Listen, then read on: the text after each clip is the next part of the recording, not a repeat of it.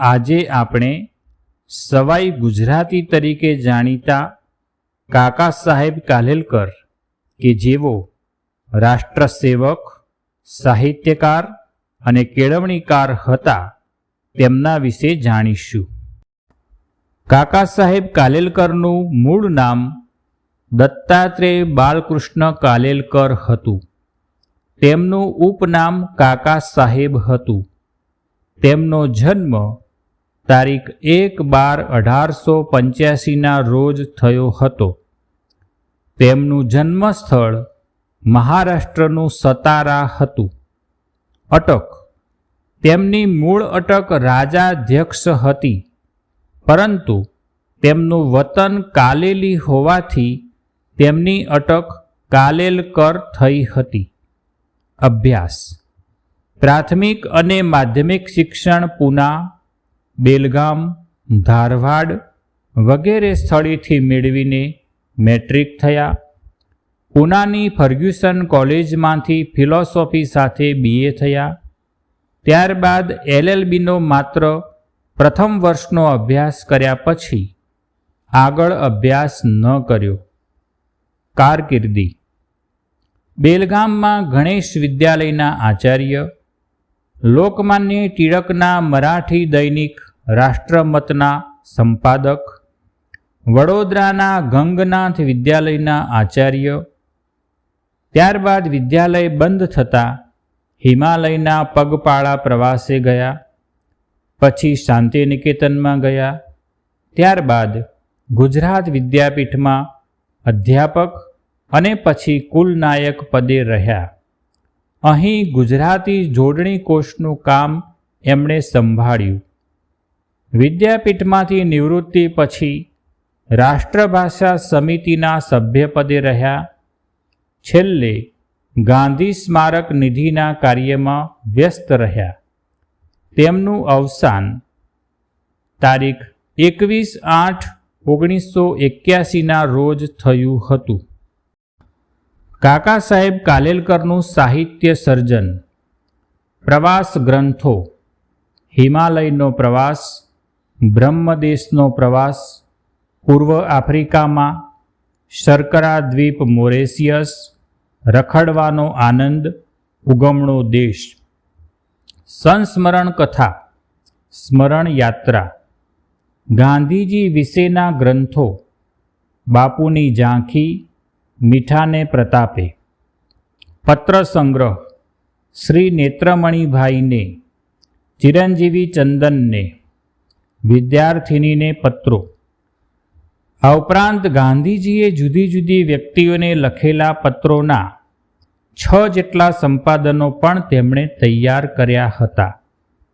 Diary શૈલીની નોંધોનો સંગ્રહ, પ્રાસંગિક પ્રતિસાદ. સંસ્કૃતિ ચિંતન: ઓતરાતી દિવાલો, જીવતા તહેવારો, જીવન સંસ્કૃતિ, જીવન ભારતી, ગીતા ધર્મ, જીવન લીલા, પરમ સખા મૃત્યુ. કળા અને સાહિત્ય વિષયક ચિંતન: જીવનનો આનંદ, જીવન વિકાસ, અવારનવાર, જીવન પ્રદીપ, રવિન્દ્ર સૌરભ, ગુજરાતમાં ગાંધી યુગ. ધાર્મિક ગ્રંથ ધર્મોદય. કાકા સાહેબ કાલેલકરનું પત્રકારત્વમાં યોગદાન: ગુજરાતી ઉપરાંત હિન્દી અને મરાઠી ભાષામાં પણ એમણે પત્રકારત્વની કામગીરી કરી હતી. એક નીડર અને મૂલ્યનિષ્ઠ પત્રકાર તરીકે એમણે પ્રકાશિત કરેલી સામગ્રીને કારણે એમને અનેક વખત કારાવાસની સજા થયેલી. તેમણે લખેલા તંત્રીલેખો તથા શિક્ષણ અને સાહિત્યની વિષય સામગ્રી ઉચ્ચ કોટીની છે. ગાંધીયુગના ગુજરાતી સાહિત્યમાં કાકા સાહેબનું સ્થાન સીમાસ્તંભ સ્વરૂપનું ગણાય છે.